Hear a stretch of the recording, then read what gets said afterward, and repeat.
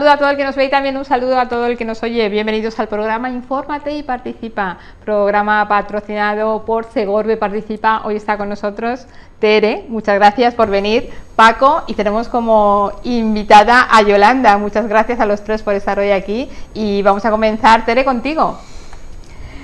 Se lleva a comisión la cuenta general del 2025. Mucha gente confunde este documento con el presupuesto. ¿Qué es exactamente y qué nos dice sobre la gestión del ayuntamiento? Buenas, gracias por el programa. La cuenta general, digamos que es una especie de chequeo general al ayuntamiento en un año concreto, ¿vale? Entonces ahora en agosto se aprueba definitivamente lo que ha estado en exposición pública para que la gente presente alegaciones de cómo ha ido la ejecución del presupuesto del año anterior. Digamos que es como en una empresa cuando se cierra la contabilidad y tienen que hacer las cuentas de lo que hay, de lo que se ha gastado, de lo que se ha ingresado y todo esto. Y ese el resultado y se pone claro cuánto te has gastado, cuánto has ahorrado, cuánto has recibido, en qué te lo has gastado, cuántos contratos has hecho de tal cosa, cuánto te has gastado en personal, en todo, ¿vale? Es un chequeo completo del último año completo del ayuntamiento, de la gestión del ayuntamiento. Entonces en mayo se aprueba por comisión, se publica en el BOP provincial para que la gente lo pueda ver y presente alegaciones, porque es un documento público, como todos los expedientes que pasan por pleno. Y luego, si no han habido alegaciones o han habido alegaciones, pues se resuelven y si no, pues se aprueba definitivamente ahora en agosto. Es sistemático, ¿no? Como cualquier empresa. Y se presentan en el Tribunal de Cuentas para su fiscalización. Y eso, pues lo que he dicho, nos presenta una fotografía de todo lo que ha sido el año anterior. Y eso es la cuenta general. Esa es la presentación de la cuenta general, que se da cuenta en el pleno y se aprueba o se desestima, pero eso es una fotografía fija, digamos, de cómo está el ayuntamiento económicamente. Tere, más allá de que las cuentas cuadren, ¿qué indicadores utilizáis vosotros para valorar si un gobierno ha gestionado bien el dinero público? Hay varias formas de fiscalizar. Tú tienes que ver cuánto te gastas en personal, cuántos contratos tienes que hacer para gestionar de forma coherente todo lo que es servicios y demás, si no tienes suficiente personal. Tienes que ver también de qué tipo son los ingresos que tienes, porque el ayuntamiento tiene ingresos propios que son de impuestos directos, indirectos y tal, o sea, lo que es el IBI de Urbana, las tasas, por ejemplo las basuras, todo lo que pagan los segorbinos por vivir en Segorbe, digámoslo así. Y luego pues también de diferentes servicios que presta el ayuntamiento que no son obligatorios, pero que sí que quiere prestarlos, como es, pues yo que sé, las piscinas y todo este tipo de cosas.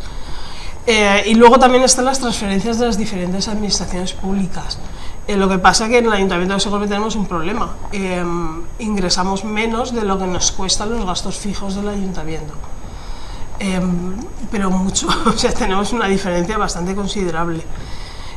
Con lo que ingresamos directamente de nuestros propios recursos, no pagamos al personal del ayuntamiento. Así que claro, no nos llega para pagar. Afortunadamente tenemos pues la participación de los tributos del Estado, que es lo que nos manda del Estado central, de todo lo que se paga del IRPF y todo este tipo de impuestos que cobra el Estado para el funcionamiento de los municipios, ¿vale? Y luego también las diferentes administraciones autonómicas y supramunicipal, como es la Diputación, que también tiene un apartado para ayuda de municipios pequeños, como sería Segorbe, por ahora menos de 10.000 habitantes, y diferentes subvenciones que se reciben también para cosas puntuales, yo que sé, por ejemplo lo que ahora estamos haciendo de rehabilitar el patrimonio, que ha sido una asignación directa desde el gobierno central. Entonces, si no fuera por ese tipo de cosas, pues la verdad es que el Ayuntamiento de Segorbe tendría muchísimos problemas para funcionar de forma normal, porque tenemos muchos edificios que requieren mucho mantenimiento y son caros de mantener, pero claro, también tenemos personal que se les tiene que pagar porque están haciendo un trabajo y tienen su derecho. Entonces, pues nos las veríamos muy justitas para poder sobrevivir. Paco, vamos a hablar sobre el camping municipal. Vuelve el expediente para la gestión y explotación del camping municipal junto con el restaurante Segovia Gapar. ¿Qué diferencia hay sobre el aprobado en el mes de marzo?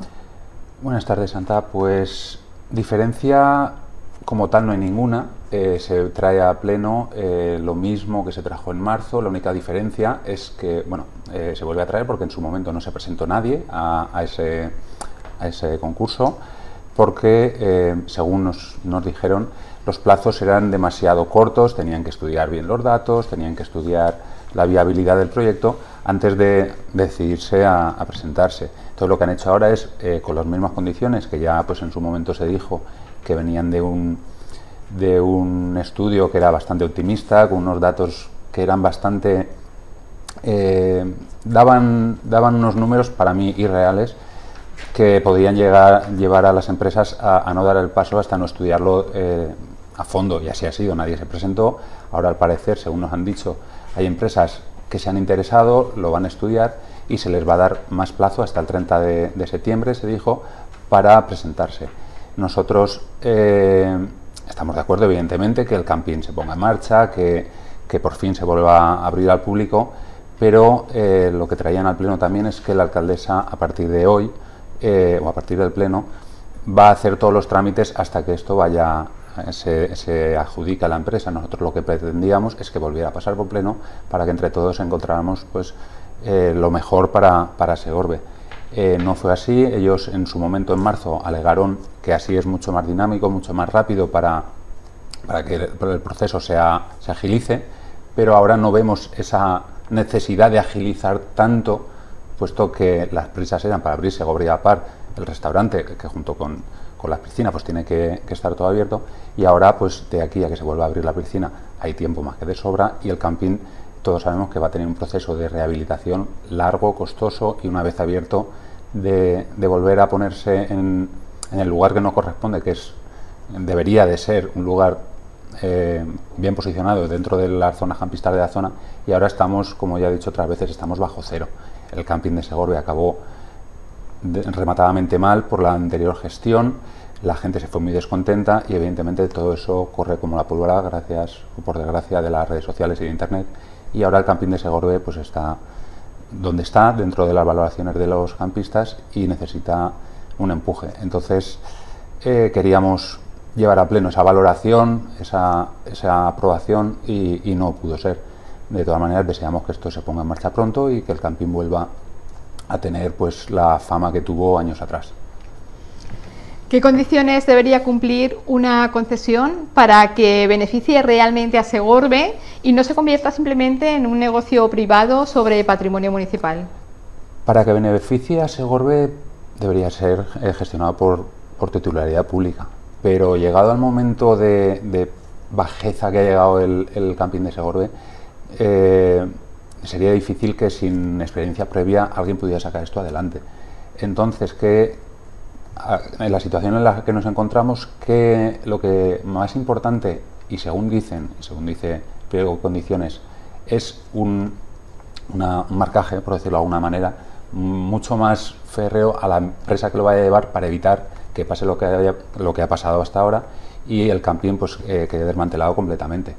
Pero en el anterior pliego también habían condiciones así, y el problema es que no había un seguimiento, que todas las partes del contrato se están cumpliendo. Entonces, si no haces ese control a la empresa que gestiona el camping, no puedes saber si está cumpliendo o no está cumpliendo. Y llegado el momento, pues pasa lo que pasa, que hemos estado casi 4 años con el camping cerrado, con una fama bastante nefasta, y ahora no empezamos de cero, empezamos en negativo. Y va a costar mucho volver a llegar a un nivel aceptable, que la gente quiera venir o tenga las ganas de venir al camping de Segorbe como años atrás. Tere, vamos a hablar sobre la modificación de créditos. También se plantea una modificación presupuestaria de 100 euros. Aunque no es una cifra muy elevada, ¿qué nos dices que durante el año hay que modificar continuamente el presupuesto? ¿Por qué? Claro, pues esto va enlazado a lo que comentaba antes. Por ejemplo, el problema que presenta el personal, que es un 41% del presupuesto, se va solamente en personal. Eso significa 5,57 millones de euros, es lo que nos gastamos en eso. Pero luego te resulta que lo que recaudamos con fondos propios es 5,1. Entonces necesitamos inyectar dinero que viene a través de las transferencias de las administraciones, y necesitamos más todavía porque, claro, muchos edificios, mucho mantenimiento, muchos servicios, necesitamos inyectar dinero, que da la casualidad que el Ayuntamiento de Segorbe no tiene deuda viva en este momento, porque nosotros decidimos cuando estuvimos en el equipo de gobierno que había que cancelarla, porque había dinero para cancelarla, con lo cual no entendíamos que estábamos pagando intereses a los bancos. Da la casualidad que al estar pagada la deuda, pues se puede utilizar para gasto corriente ese dinero que tenemos en la hucha. Lo lógico sería que cuando una persona tiene dinero en la hucha, pues sería para cosas excepcionales, para algún bache que tuvieras, ¿no?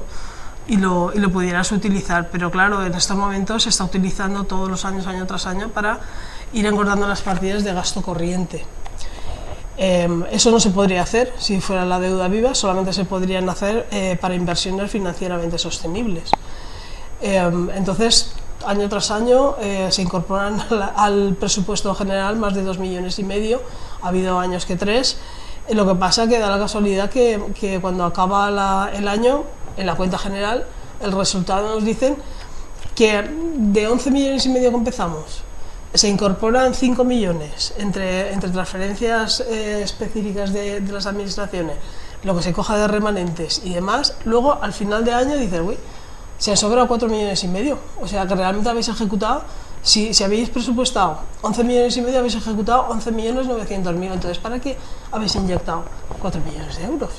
Es lo que no se entiende mucho, porque realmente si dijera, no es que ha habido un incremento del patrimonio, se han comprado tal cosa y tal, pero es que no, es que se utiliza para gasto corriente. Entonces, no tiene mucho sentido este tipo de modificaciones de crédito que se utilizan simplemente para engordar las partidas que no has podido poner en el presupuesto inicial, porque no tienes dinero. Porque Segorbe, yo lo sigo diciendo, es una lástima que no se fomente con el polo que se está generando en Sagunto a nivel empresarial, teniendo aquí un polígono que se podría hablar con toda la comarca para ir unida y poder traer un poco de industria a esta comarca para que hubiera más ingresos, para que la gente pudiera cobrar un poco más y los ayuntamientos también irían un poco más solventes. Pues eso evitaría que en el Ayuntamiento de Segorbe fuéramos tan justitos y tuviéramos que echar mano de los ahorros para gasto corriente. Gasto corriente me refiero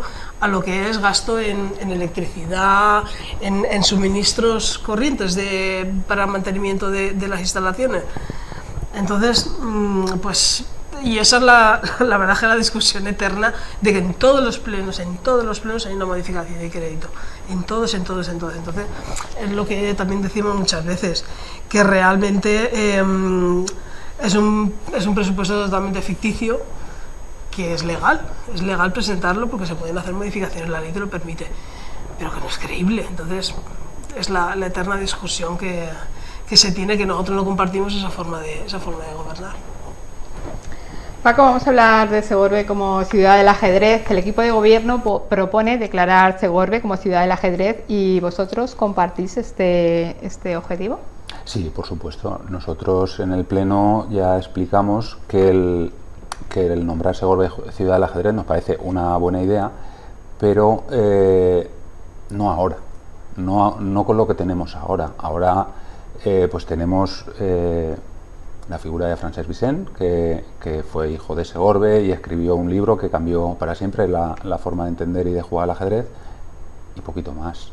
Entonces ellos planteaban nombrarlo ya, es lo que nos traían en la propuesta de acuerdo, que es al final lo que se quiere aprobar. Se propone declarar Segorbe como ciudad del ajedrez, y nada más. Sí que es cierto que en el expediente había un informe del cronista con todo el proyecto, pero la propuesta de acuerdo que nos traía el Partido Popular no contemplaba poner en marcha ese proyecto, simplemente nombrarlo y ya está, y hasta aquí hemos llegado.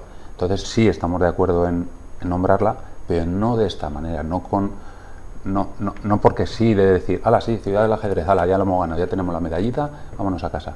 Nosotros lo que pretendíamos, o lo que queremos, es un trabajo previo y que se nos reconozca ese trabajo con ese nombramiento, no un nombramiento y luego ya, si eso, ya trabajaremos. Vosotros habéis preparado una enmienda. ¿Qué echáis en falta en la propuesta del Partido Popular y qué planteáis para que ese reconocimiento tenga un contenido real y no sea únicamente un título? Pues como comentaba antes, el Partido Popular lo único que pretendía era poner nombre a la ciudad de Segorbe como ciudad del ajedrez y ya está.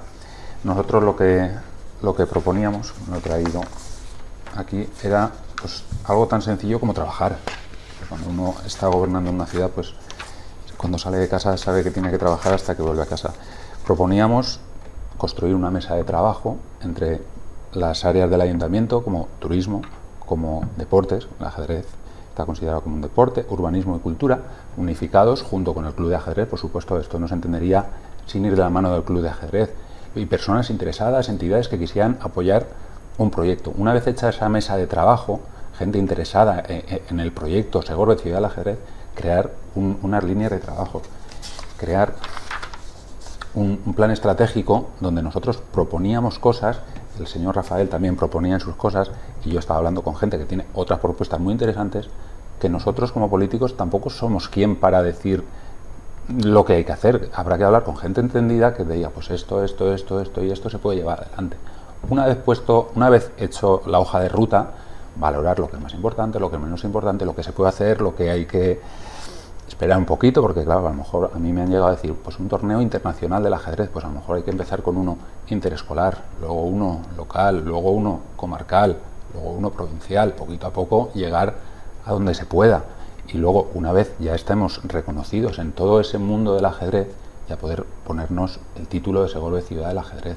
Ponerlo ahora, pues dentro de unos días seguramente veremos noticias, Segorbe nombrada Ciudad del Ajedrez, y habrá gente que quizá le llame la atención y diga, pues voy a Segorbe, a la Ciudad del Ajedrez, y va a llegar aquí y ¿qué se va a encontrar? Porque se va a encontrar la plaza Francesc o Francisco Vicent, porque es que se llama Francisco Vicent, cuando a este señor se le conoce como Francesc Vicent. Se va a encontrar dos fuentecitas que tienen forma de la Torre del Ajedrez, una en el Parque de Calistenia y otra en frente de Urgencias, y ya está un tablero de ajedrez debajo de la glorieta, y el Museo de Ilustres, y ahí está el señor, que si vienen y está cerrado pues no va ni a poder visitar, y ahora mismo no hay nada en Segorbe que a la gente del ajedrez le diga sí que es realmente la ciudad del ajedrez. Ahora es un título vacío que han impuesto y nosotros pretendíamos trabajar para merecernos. Ahí está la diferencia de lo que ellos proponen a lo que nosotros proponíamos. Yolanda, vamos contigo. En el año 2018, como concejala de pedanía, tuviste que organizar unas fiestas porque no existía comisión en Cárrica. Hoy sucede exactamente lo mismo. ¿Qué sientes al ver a quienes entonces te criticaron que han acabado haciendo lo mismo? Bueno, muchas gracias por la invitación.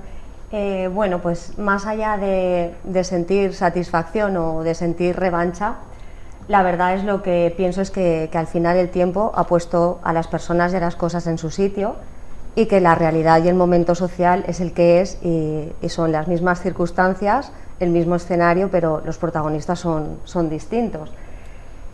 Yo siempre he dicho que gobernar pues entraña tomar muchas decisiones para las que a lo mejor no te habías preparado o no quisieras tomar y son difíciles, pero hay que estar a la altura de las circunstancias y salvar los obstáculos. Yo no voy a hacer lo mismo que hicieron ellos, no voy a entrar en ese juego, en esa política destructiva, en esa política tan voraz, porque pienso que eso no beneficia al pueblo. Es cierto que fue una oposición muy dura, que el mero hecho de que no hubiesen toros en Cárrica en el año 2018 pues supuso críticas bastante personales, pues bueno, se nos llegó a acusar de anteponer pues valores o principios personales e interés particular frente al interés general del pueblo. Se nos dijo que nos pusiésemos el mono de trabajo y que fuésemos nosotros quien organizásemos los toros. Se nos llegó a enfrentar institucionalmente a las organizaciones, pues a la Asociación de Vecinos con la Concejalía de Pedanías, a la Concejalía de Pedanías con la Alcaldía Pedánea. Se entró en un juego sucio que no llevó a nada, y con el tiempo, pues bueno, hemos podido comprobar que las circunstancias son las que mandan y que muchas veces pues no se puede hacer todo lo que uno quiere.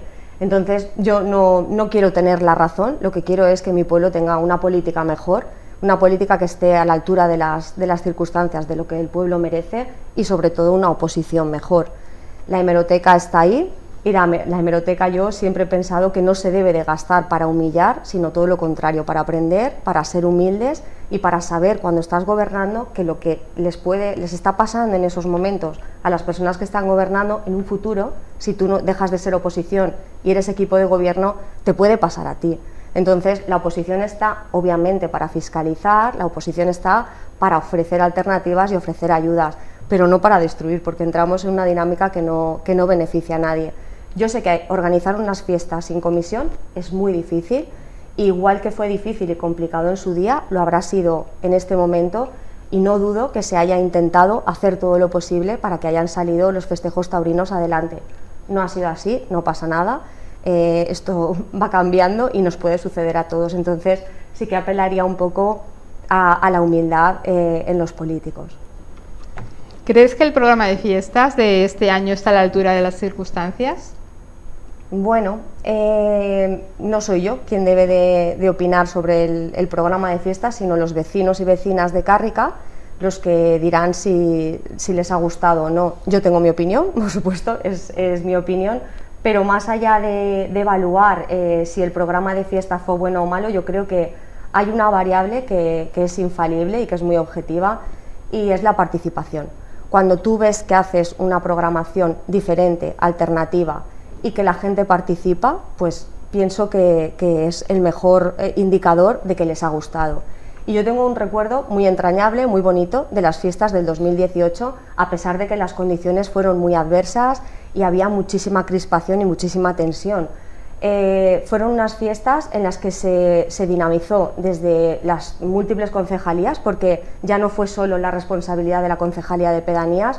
Yo tengo que decir que mis compañeros de gobierno me tendieron la mano, y desde todas las concejalías, desde cultura se ofrecieron actos, desde deportes, para hacer concursos de natación en la piscina, o sea, desde todas, y sobre todo desde servicios sociales se hizo un proyecto que se llamó Proyecto de Dinamización Edificio Rascaña, en el cual se crearon actividades que nunca se habían visto en el pueblo, que hicieron que hubiese una participación intergeneracional enorme, y en la que la gente disfrutó muchísimo, y a día de hoy todavía recuerdan pues muchas de las actividades que se hicieron y muchas de las cosas que se hicieron de manera muy novedosa en esas fiestas.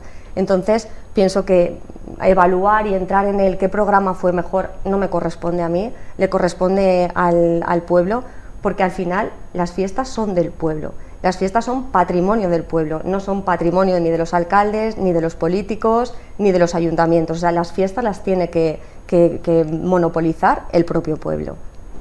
Yolanda, si pudieras enviar un mensaje tanto al actual equipo de gobierno como a la oposición, ¿cuál sería? Pues yo sería una utópica, pero sigo creyendo en una política que construya, en una política que escuche, en una política que una, y sobre todo en una política que le dé la voz al pueblo, como estaba diciendo. Entonces, entrar en el y tú más genera el titular un día y ya. Hacer cosas para mejorar un pueblo permanecen en el legado del pueblo durante muchísimos años. Y a las pruebas me remito de las cosas en las que se pudo hacer desde la Concejalía de Pedanías en su momento y todavía son legado, son pues causa de orgullo y de mucha satisfacción a nivel de agrupación electoral. Que las mujeres de Cárrica puedan tener la EPA, verlas entrar y salir con toda la ilusión, o verlas que esperan ese momento para ir a las clases de la EPA o hacer cualquier actividad, yo pienso que enriquece mucho más que una semana. O sea, la música acaba, los toros acaba, y los políticos estamos para potenciar, fomentar una convivencia, no para crispar, no para generar grupos y adversarios en un mismo pueblo, y más en un pueblo tan pequeño, ¿no? Un pueblo pequeño necesita políticos que estén a la altura, que no coleccionen reproches, que sean personas capaces de reconocer el trabajo.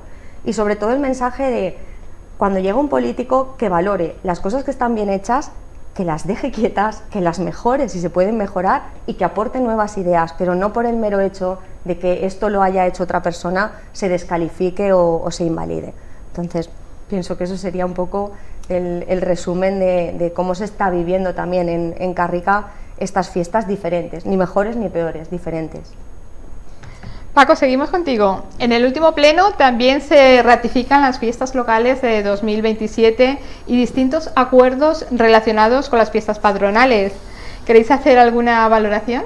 Bueno, esto es un mero protocolo de ratificar las chicas de las Cortes, reinas, damas, poner también los festivos locales, que es el debate, bueno, es el no debate, porque evidentemente Segorbe, históricamente las fiestas patronales, los 2 días de fiesta local, están marcados y dentro de las fiestas patronales, quería decir, y eso no se mueve, así como otros pueblos su día grande pues lo tienen el tercer domingo de septiembre, como es Jérica o así, entonces esos días los pueden mover donde les corresponde.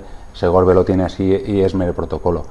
Entonces lo que se hace simplemente es pasar por pleno, porque por ley tiene que pasar por pleno, y aprovechar el momento pues para felicitar las fiestas a las chicas, a las familias, y desear suerte a las 2 comisiones por lo que le viene por delante, que son 2 semanas complicadas, de mucha ilusión, mucho trabajo, y ofrecer, como siempre, nuestro apoyo para todo lo que pudiéramos aportar en estos 15 días de fiestas. También hubo un pequeño debate sobre dónde unos reclamáis más información, y desde el Partido Popular se acusó de filtrar información en las redes sociales y se habló sobre la suciedad en las calles. ¿Qué tenéis que decir al respecto? Bueno, fueron pequeños debates que salieron durante temas que un poco no tenían mucho que ver. Nos acusaron así un poco así con el dedo, sin saber a quién señalaban, de haber filtrado una información que es pública, que todo el mundo lo sabía. Es que no sé si me acusó a mí, a Tere, a los socialistas, no tenemos muy claro. Creo que se refería al concierto de Malú, pero es que como lo dejó caer así un poco de quiero y no puedo, cuando Malú ya lo había anunciado en su página. Y decían que como lo habían dicho así un poco, si lo sabíamos todos, si era un secreto a voces en Segorbe, no sé a qué vino eso. También hablabas de opacidad, de las comisiones informativas, que es la reunión previa que hacíamos antes de los plenos.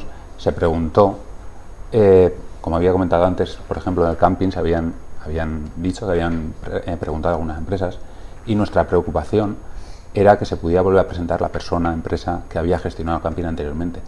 A día de hoy hay un expediente sancionador abierto, pero no está concluido. Eso quiere decir que no hay sanción, eso quiere decir que esta persona puede volver a presentarse y volver a quedarse el camping. Y nuestro miedo, nuestra preocupación es que esta persona o otra empresa que tenga un expediente sancionador de este tipo en otro lugar abierto pudiera quedarse en este camping. Ha pasado con otro tipo de servicios públicos, que ha habido se ha hablado mucho de este servicio de autobuses, Segorbe, todos lo conocemos. Esta empresa tenía un expediente sancionador en otra zona. Como el expediente no había concluido, pudo quedarse la empresa. Hemos visto que la calidad de ese servicio ha bajado con respecto a la concesionaria anterior. Esa pregunta hicimos y no nos quisieron contestar, y eso fue el argumento, que luego filtramos información. Si hacemos algo ilegal, que nos denuncien. Mientras tanto, somos igual de concejales que ellos y tenemos derecho a la misma información que ellos. Y queremos saber y queremos lo mejor para Segorbe. Y nuestra pregunta simplemente es para intentar que nadie que no merezca o que no creamos que es la persona idónea para quedarse ese camping pudiera hacer y que pase, como ha pasado con los buses, que todo el mundo sabemos lo que ha pasado, o pudiera volver a pasar lo que ha pasado con el camping. Pues Tere, para finalizar, después de analizar todos estos asuntos, ¿qué mensaje queréis trasladar a los vecinos sobre el modelo de municipio que necesita Segorbe? Bueno, el modelo de municipio que necesita Segorbe, creo que en estos momentos está cambiando bastante, va cambiando a pasos agigantados. Todo el mundo creo que se habrá dado cuenta de que está aumentando la población en Segorbe. Al aumentar la población en Segorbe, posiblemente pasemos esa franja de los 10.000 habitantes. Pasar esa franja de los 10.000 habitantes no solamente significa pasar de 13 a 17 concejales, que eso es lo más simple que nos puede pasar, ¿vale? ¿Qué pasa cuando pasas esa barrera?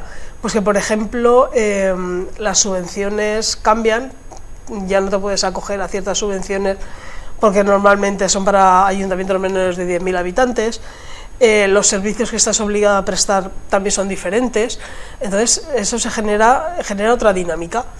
Hay mucha gente que está trasladándose aquí a Segorbe porque el problema de la vivienda que se está viendo en Valencia, en Castellón e incluso en pueblos de alrededor de Valencia, en el área metropolitana de Valencia, se está generando ya un problemón impresionante con los alquileres, con lo cual la gente que está haciendo pues se está trasladando a los pueblos de interior.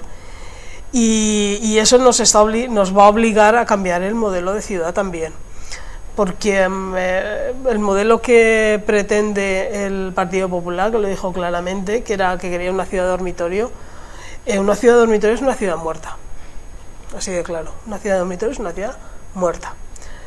Nosotros lo que estamos viendo es que cada vez hay más gente que se va a trabajar fuera de Segorbe, cada vez hay más gente que su ocio lo tiene fuera de Segorbe.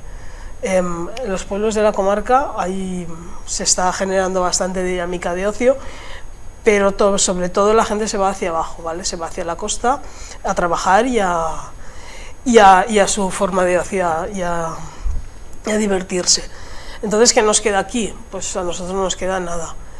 Cada vez hay menos tiendas pequeñas de barrio, que son los que dan lo que se alimenta una familia, porque una familia son los que normalmente gestionan las pequeñas tiendas que tenemos en Segorbe. Toda la vida ha sido así, el pequeño comercio que generaba eso, y eso lo estamos viendo, puerta que cierra, puerta que ya no se abre. Entonces lo que sería interesante es, para nosotros desde luego sería interesante, dinámica junto con la mancomunidad. O sea, nos hace falta trabajar más con la mancomunidad, porque nosotros dependemos del resto de la comarca, igual que el resto de la comarca también depende de nosotros. O sea, estamos interconectados, queramos o no queramos, estamos interconectados. Entonces sería buena cosa que se trabajara de forma conjunta para intentar traer un poquito más de trabajo a la comarca. ¿Para qué? Pues sobre todo también para que hubieran más sueldos, para que subieran los sueldos, porque eso también es interesante. Segorbe está bajando su ratio de sueldos, y eso implica pues que hay menos gasto, circula menos dinero y lo de siempre, ¿no? Pues entonces creemos que el modelo de ciudad lo que tiene que tender es a incrementar su industria. Eso, por lo menos, por nuestra parte lo tenemos muy claro, eso, que tiene que incrementar su industria para que haya una dinámica de que se mueva el dinero, así de claro, como normalmente se dice por la calle.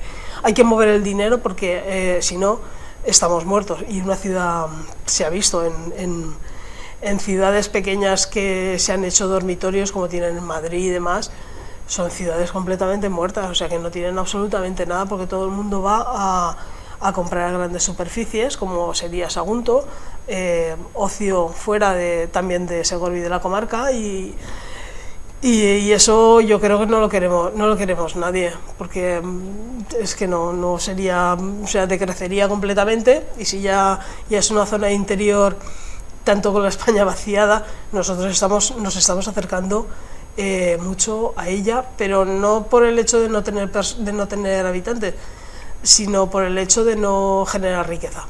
Y si no se genera riqueza, llega un momento que puede ser destrozada, o sea, una sociedad completamente destrozada y que no serviría realmente para nada.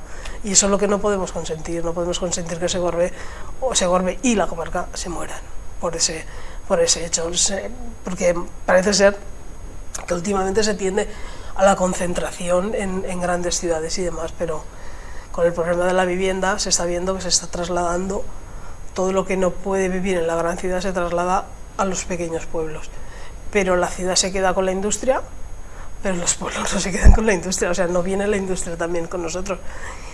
Y con la industria me refiero también a los servicios que vendrían aparejados con ese movimiento de dinero. Y Segorbe se está acercando terriblemente a ese puntito que nos faltarían servicios y tendríamos mucha gente y no les podríamos dar lo que necesitaran. Pues solamente me queda daros las gracias a los tres por toda la información que nos habéis dado y reemplazaros a un nuevo programa. Muchas gracias, Yolanda, de nuevo por tu visita a esta tu casa. Gracias. Muchas gracias.